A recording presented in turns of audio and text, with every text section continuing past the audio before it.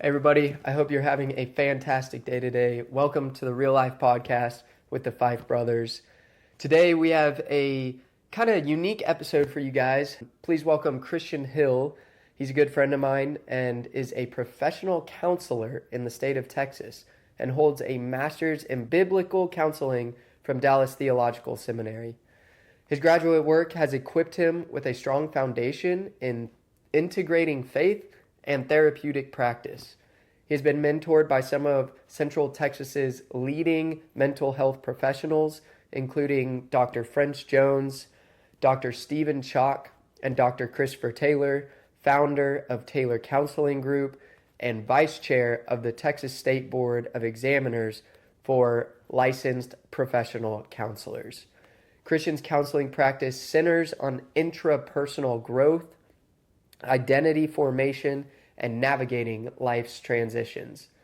With a particular focus in emerging adults, Christian guides clients through the complexities of life stages, helping them build resilience and clarity for the next chapter of their life.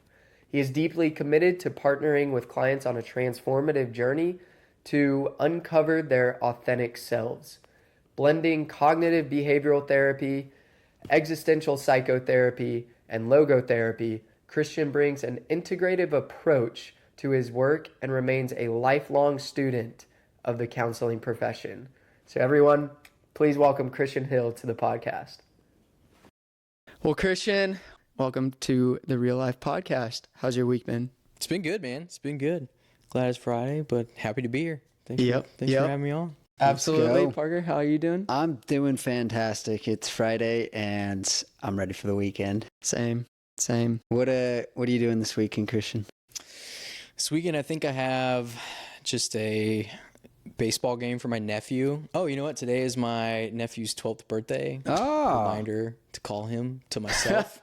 Just set an alarm. Yeah, I was like, gonna do that. Probably just hanging out with friends, hanging out with family. So Heck yeah. Nothing crazy. Well, we know you made the drive from San Antonio, so if you're listening to this and you're not familiar with the state of Texas, San Antonio is about an hour and a half from where we are sitting Just a hop, right skip, here. and jump. Depending on traffic as well. True. Be a nightmare. True. All right, man. Well, I'm super excited for this episode. For the listeners out there, this is kind of a different, unique episode in that we're not necessarily going to dive into Christian's story himself, although we will touch on, what you do and how you got to that point in your life. But this is more of just a mental health kind of 101 speaking with a professional counselor. Yeah. So Christian, we're super excited to have you on the podcast. Just to start, what kind of got you into counseling? Yeah. So, growing up, I never really had a plan to get into mental health counseling. I was actually pretty solidly on the track to become a worship pastor. So discovered that passion in high school. Felt like that was what the Lord was calling me to do, and that's what I wanted to do with my life. So I completed my undergrad in music, and then, it was during an internship where I was waiting on a full-time offer for a music position at a church that, was kind of, not coming at the moment. But Right. I just scheduled a meeting with my mentor in San Antonio. We went and had lunch. I really asked him, I was like, hey, what do you think would be most beneficial for me kind of in this time? I don't think this full-time offer's coming. What he shared with me was the music is only 30% of what you see for a worship pastor. What you don't see are the hospital visits. What you don't see are the difficult conversations with people in your office, the day in, day out, just sticky real life stuff.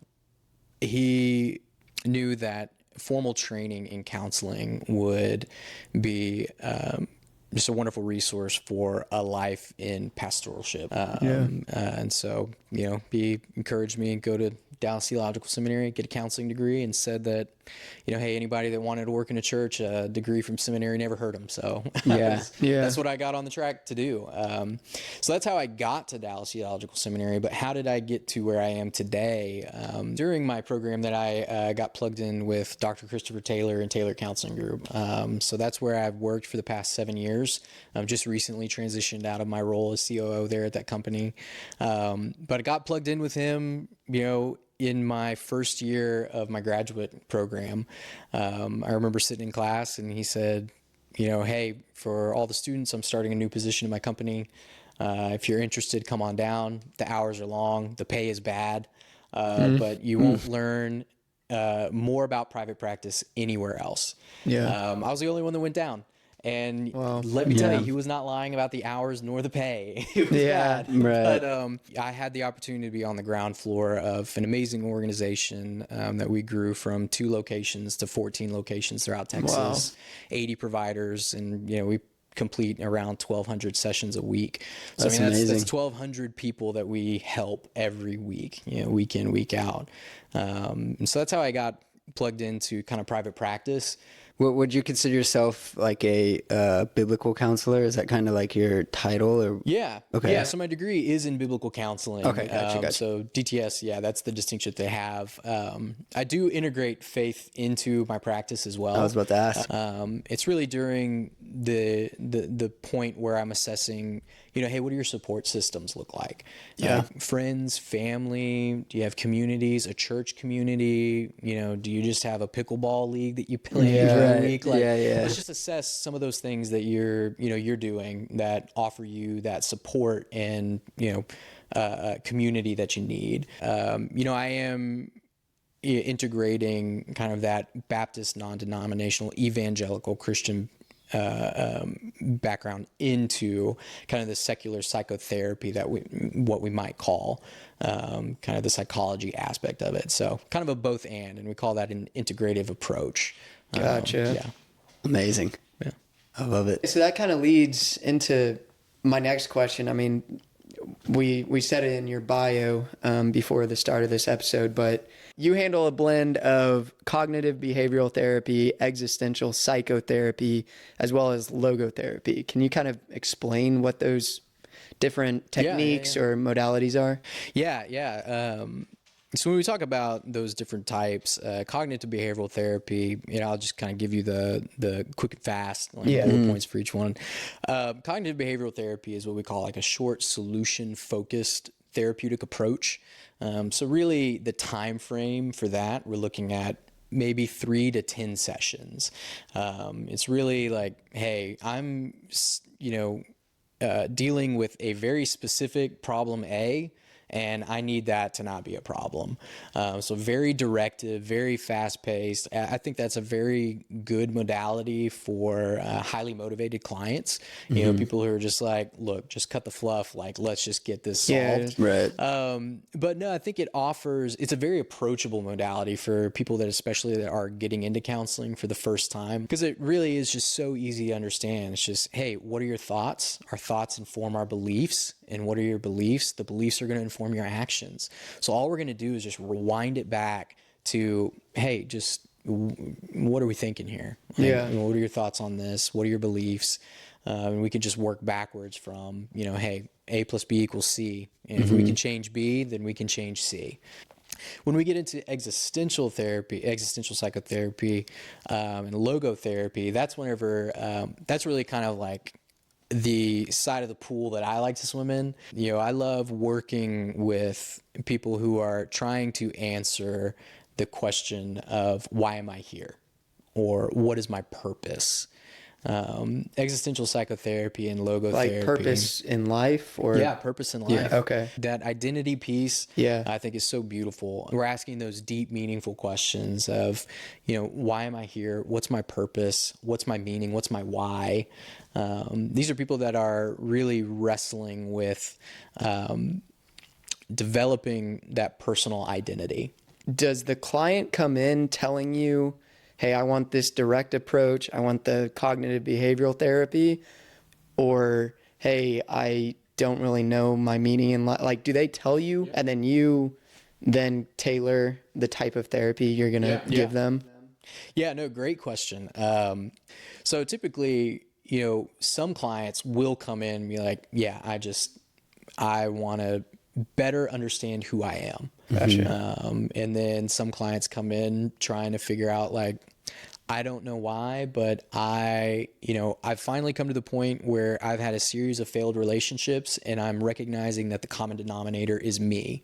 And so there's obviously something I need to work on. And so they may come in more looking for that brief solution focused kind of approach to it. Makes And sense. then we kind of get into that deep stuff of like, well, it really seems like you're trying to find meaning and purpose in pleasure, and that's not gonna bring it for you. And so then that's whenever we can have those deeper kind of who am I conversations. Right.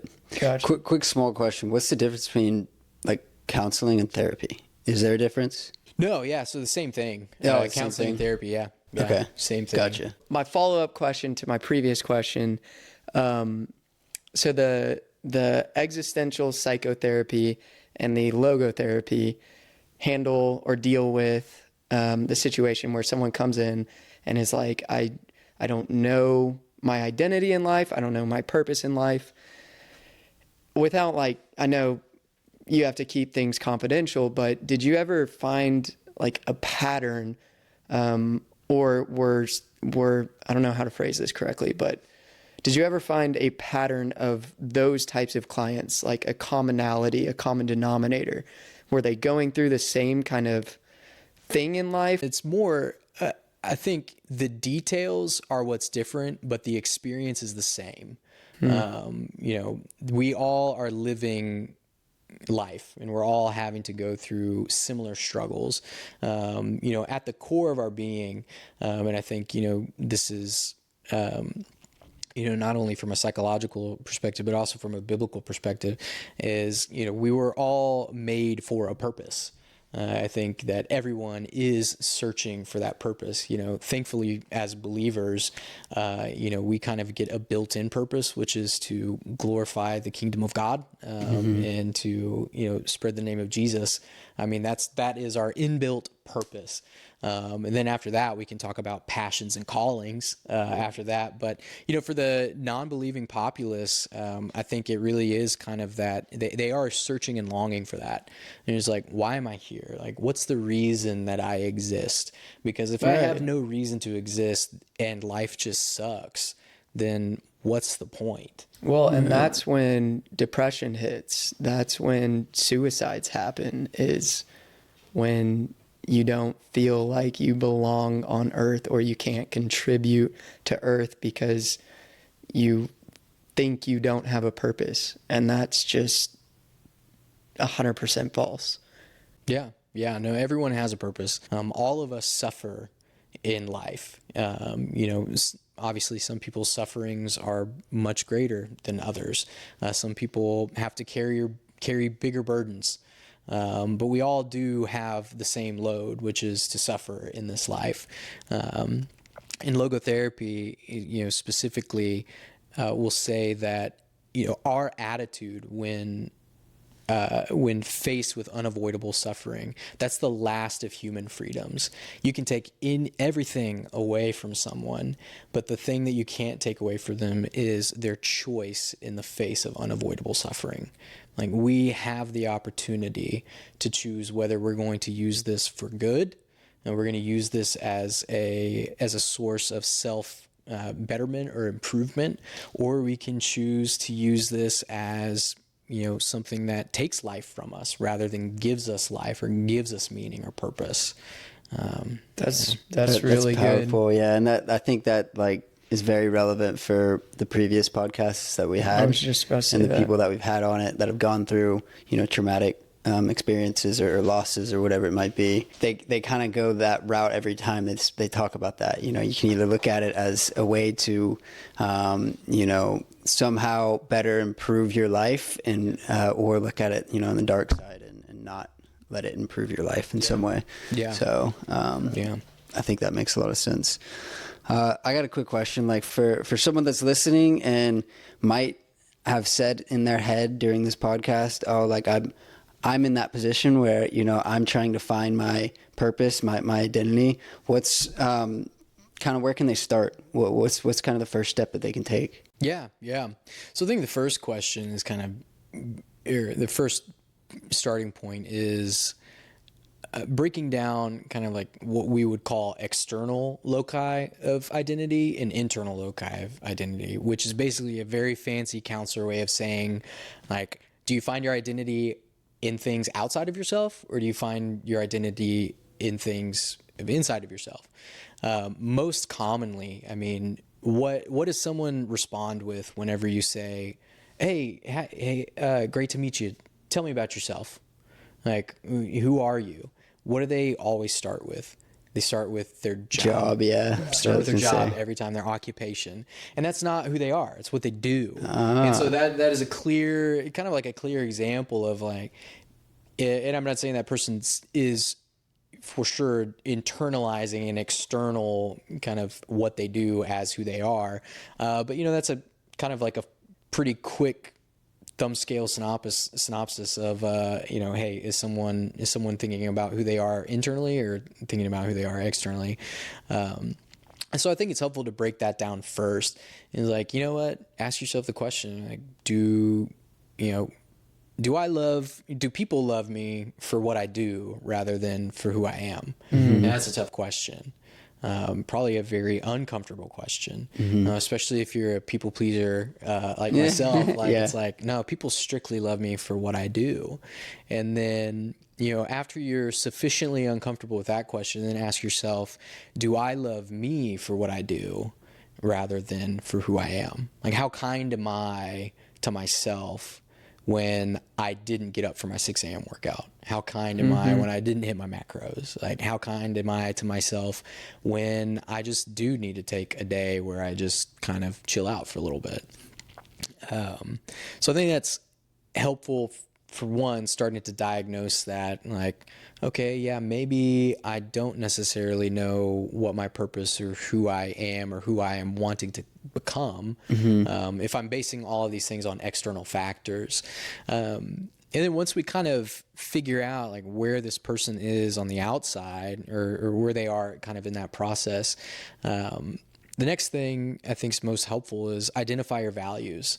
I think that's, not necessarily an easy exercise, but a very powerful one. If you can identify what your values are, then you can identify when you're not living according to your values. And how do we know if we're not living according to our values? Well, I'm going to guess that this person is frustrated, is angry, resentful, maybe struggling with addiction, because they are constantly betraying who they are at the core of their being.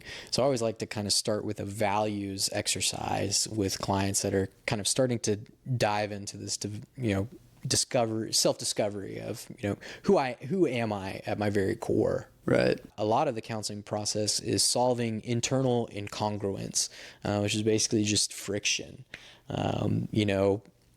Someone may say like, dude, I would never cheat on my girlfriend, but they watch pornography. And, they feel a lot of shame and a lot of guilt about that. Never cheated on their girlfriend, but also they are kind of betraying, again, those core values that they have. And so that's what we kind of describe as that internal friction of like, okay, we're going to find where these things are rubbing together. We're going to figure out like, okay, what obviously needs to go here. And so, it's a tough process. But as counselors, we're never supposed to work harder than our clients. Something that's hard for us to, really kind of believe and tell ourselves, but we have to, is that, our clients' decisions are not our own. We can't save them. Whether that's a client that completes suicide, or that's a client that, abandons a faith, or, whatever it is. That's ultimately their decision. And, what I hope whenever clients encounter me in session is that, they can walk away and always say the same thing, which is, this person was patient. This person was kind. And, no matter what I was going through, I knew that they loved me and I knew that they wanted the best for me. And I know that's true. That's awesome.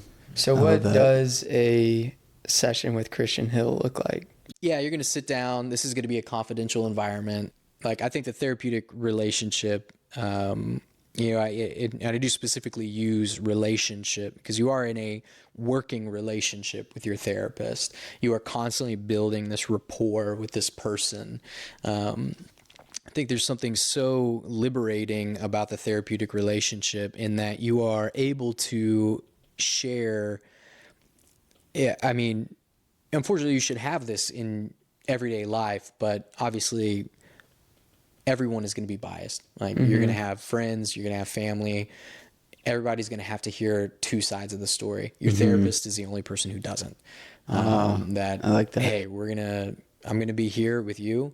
We're going to work through that. Sometimes I may play devil's advocate with them. When we talked earlier about, kind of like a directive or an indirective approach, where indirective is really going to be more of that like, yeah, so tell me more about that.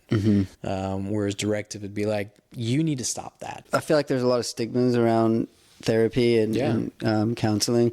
If I was sitting here and debating, like, do I really want to go to therapy? What would you say to me right now if I were to be debating on going into therapy? I just want to piggyback off that. Me personally was going through that, whether I should go to therapy or not. I ended up not going to therapy, and I've kind of reflected and diagnosed why. And I think it was because I was too prideful. It was like, I need to fix this on my own. So answering Parker's question with that kind of context for people out there who might have endured the same thing as I did. Yeah. For those people that are wrestling with, maybe the stigma of it, I think as a society where we are, it's never been more okay to talk about mental health. Agreed. I would say probably one of the first myths that kind of contributes to a personal stigma is that, therapy is just for crazy people. Like, oh, I have to be crazy or I have to be completely broken. I have to be an addict in order to go to therapy. I like to think of therapy like your check engine light on your car. Sometimes when your check engine light goes off, something is seriously wrong with your car. You blew a head gasket on your engine, which is like, that's bad. And sometimes it's just a tire pressure monitor fault. Like, Right. you go in there and it's like, oh, it's just because your tires were low. Like, that's cool. We can get in there. And I think that's you kind of taking those examples. It's like, hey, okay, you had a conflict at work and you want to talk through that. Like, hey, this is maybe just like a tire pressure issue.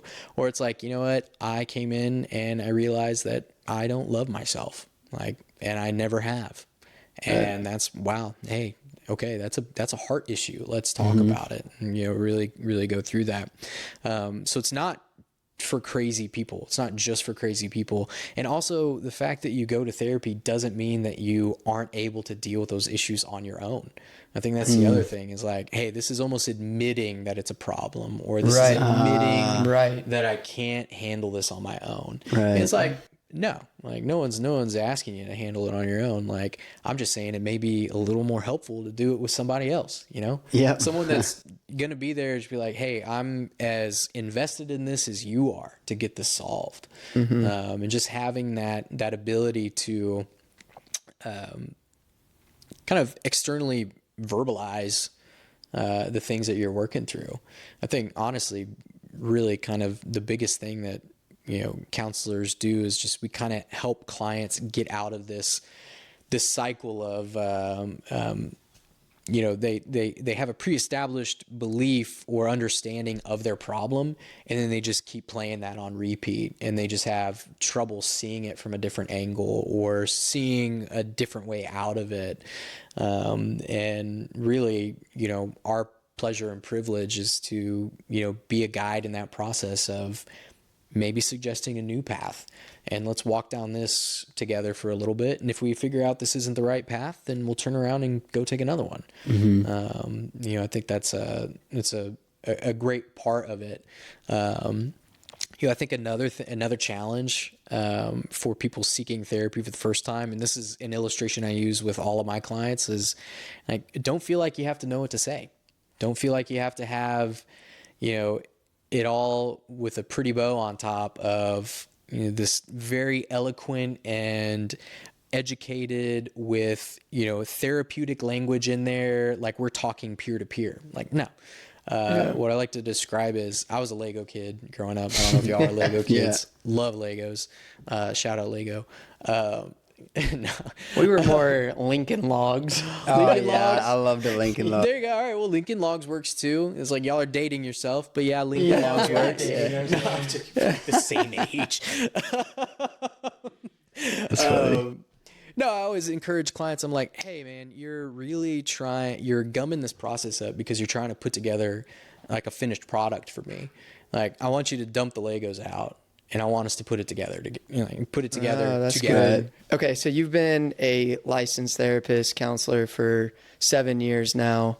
What did you see most people struggling with when they came to you? I know our world is heavily suffering from depression and anxiety. So just from your perspective as a counselor for 7 years, what common struggles did you see people walking in with? Yeah. So if we're talking about like an individual basis, so one client, an individual is coming in for care, definitely going to be in that depression, anxiety kind of arena. Everybody is struggling with it at some level. Depression is, both depression and anxiety. Not only do kind of like personally, I employ an integrative approach of, faith and psychotherapy. But, sometimes people need, psychopharmaceutical help as well. Sometimes it is literally a brain imbalance. So sometimes these people will need medical intervention. But our encouragement is that, hey, we do that in the midst of therapy. That we're also talking about symptoms. We're also talking about triggers. We're really trying to give it our best go on our side as well, so that we can supplement that with any type of medical intervention that might need to happen as well. So for the listeners out there suffering with depression, if they were to walk into your office today, tomorrow, what would their first session look like? I mean, or even better, how would you try to positively impact their life so that they overcome that depression they're going through? So the first session is going to look a lot of discovery. How long have you been suffering with depression? How long have you been experiencing these symptoms? So what we're trying to do is gauge the severity of it. Is this something that could be diagnosed as a major depressive disorder? Or, hey, is this just an episode? Someone's parent or sibling dies. Like, yeah, I'm going to say that this is an episode. Like, this is going to be tough, not only for today, but for the next couple weeks, couple months, couple years, just depending on what their process looks like. One of the first questions that I always ask clients that are specifically dealing with depression is, okay, what does our diet look like? What does our sleep look like? And what does our activity level look like? If we can move one of those three in a positive direction, we're going to see an improvement in mood, and hopefully get them to a point where, hey, we can kind of start having deeper conversations surrounding this depression. So it's really a lot of it's symptom management right off the bat, with first sessions. Then we can have conversations and like, do you have a psychiatrist? Do you have a primary care provider? In case we do need to get on medication. Of course, we also then need to have the conversation of, have you thought about medication, or what your feelings are about medication? Because I think, to Parker's question earlier, if there's a stigma that surrounds going to talk therapy, I mean, there's an even bigger stigma about being on medication for your mental health, for your mental wellness. So really kind of discussing right off the bat, like, hey, what's our best approach here to get you to a place where you feel like you can start making some progress. That's good. Is there something that someone could do if they don't want to go to therapy, but like they could do something tomorrow that they think might help them, or you think might help them? Yeah. I mean, this could be anything. Is there maybe something that you would recommend? Yeah. I mean, there are great apps out there. If you don't want to talk to a provider, you don't want to go into an office, you don't want to have to deal with any of that. There's wonderful meditation and wellness apps out there. One that we actually, I say we, but one that Dr. Taylor from Taylor Counseling Group built is Epiphany. Epiphany is a great app. It has learning modules on the app written by therapists. So you'll go through a narrative, like a 5 to 10 minute narrative section where a counselor will talk to you about things like depression, anxiety, PTSD, trauma. I mean, we have some really great providers that have provided, given some information for that app. I think that's a great place to start. Especially if you're not ready to make that step to go in person or to schedule a session. I would definitely look into it, apps like Epiphany or I think even Calm or there's just a myriad of them out there that you can pursue. So outside of like resources like that, just going off of Parker's question, like what can they turn to now if they don't want to pursue a therapist or pursue an app like that? I know we talked about sleep in terms of depression. You said sleep, exercise, and what was the third? Sleep, exercise, diet. Diet. So like, are those three things you would recommend someone right now who is struggling, who doesn't want to go to a therapist? Those three things, focus on them?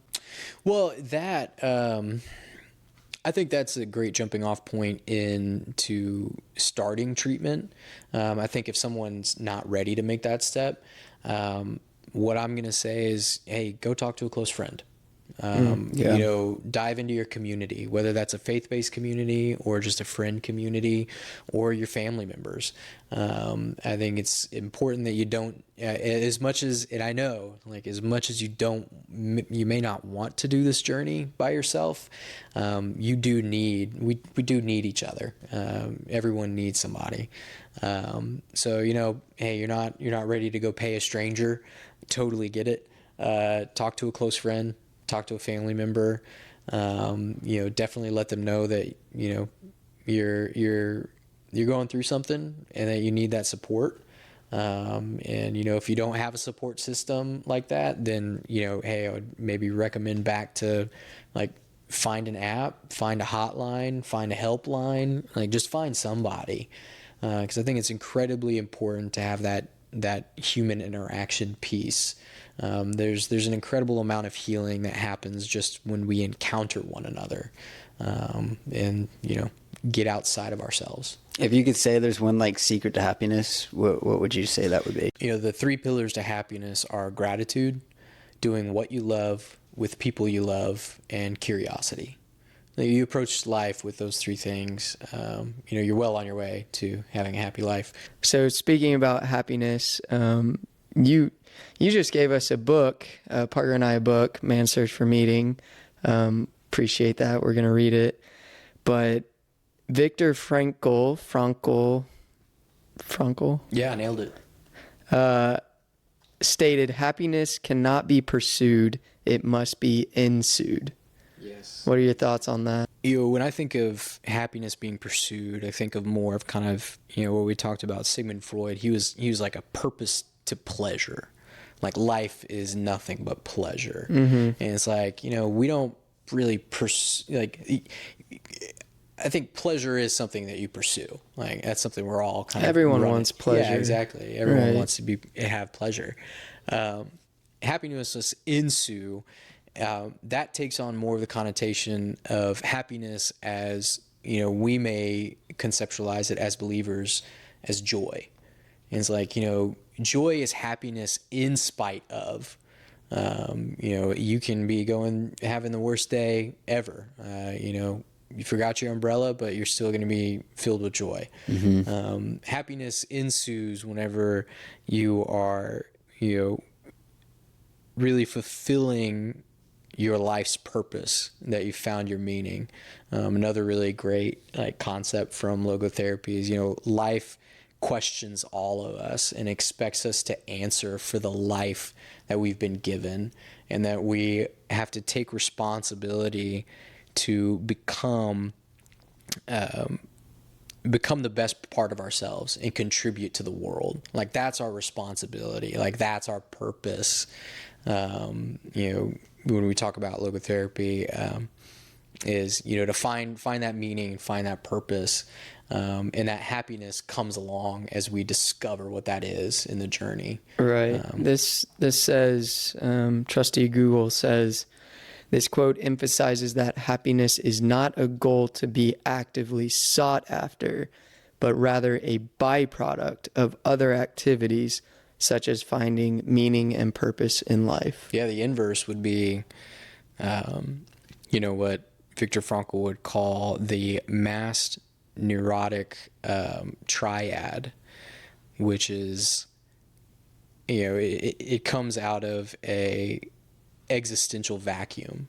What happens when someone doesn't know their purpose? Like, what happens whenever someone doesn't, is only living, like, going through the motions of the day to day, but they really don't know where they're going in life. They don't know what their purpose is.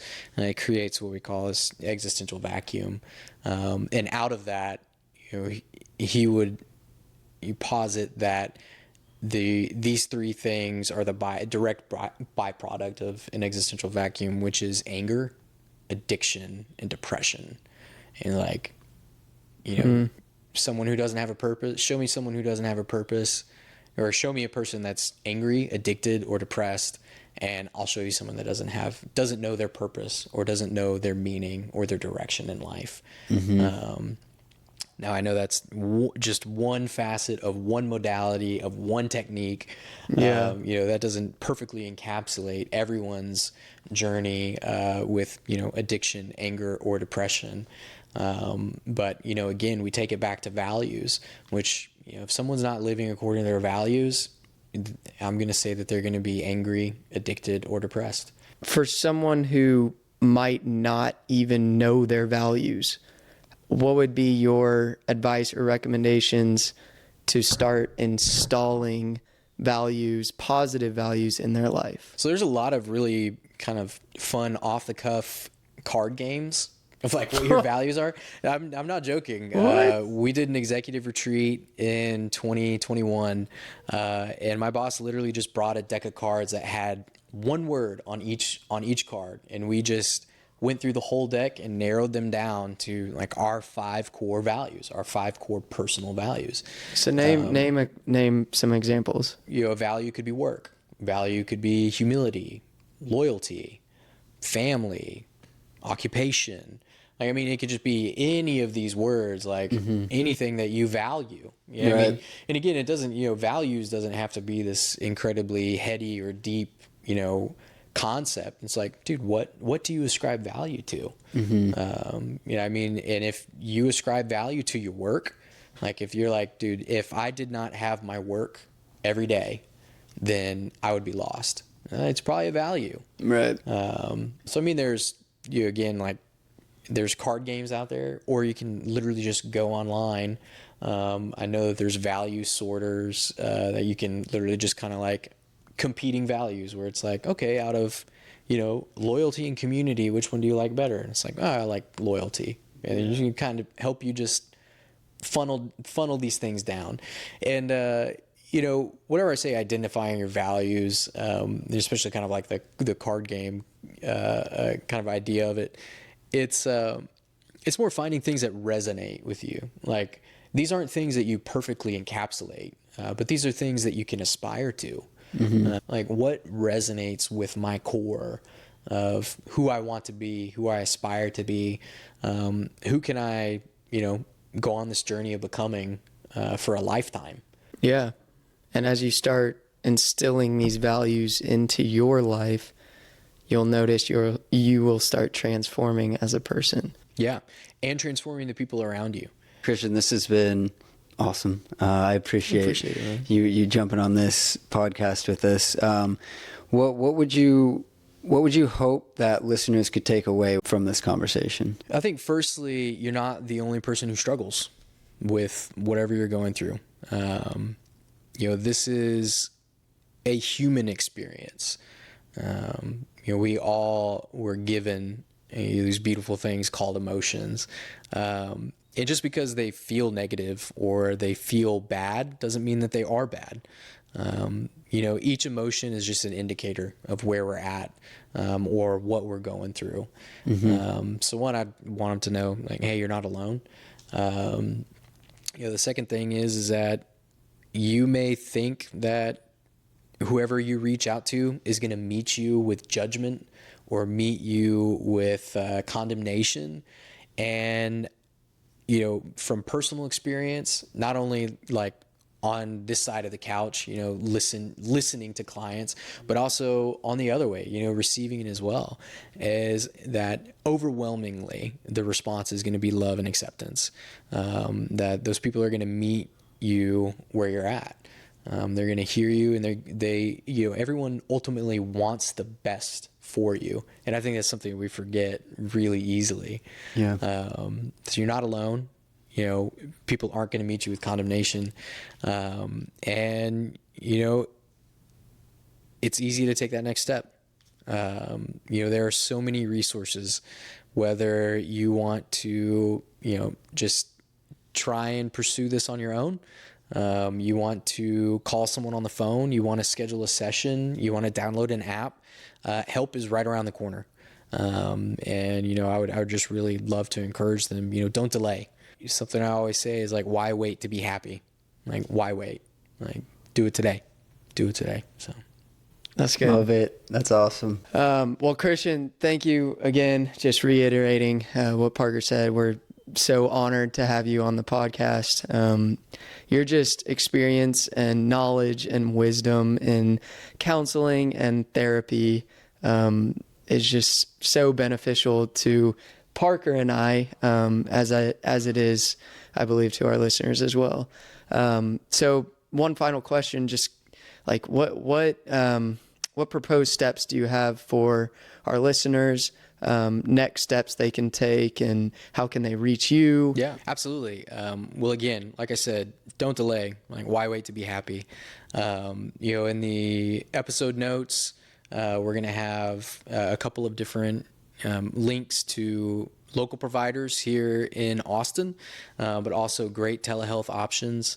We'll also have some great links for apps. If you're not ready to take that next step into, scheduling a session with someone, I think that's a great next step for you. Also, if you're really suffering out there, we'll have a suicide hotline linked there as well, and a myriad of just different helplines as well, both local and national. So again, if there's anything I can impress upon you, it's, don't wait to ask for help. Don't wait to seek it out, to let somebody know how you're doing. Believe me, we're all happy to suffer together. We don't want anybody to do that alone.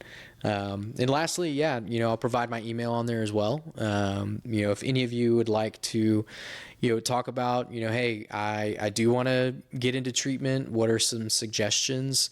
I'm more than happy to have that conversation as well. Just here to be a resource and here to help as many people as I can.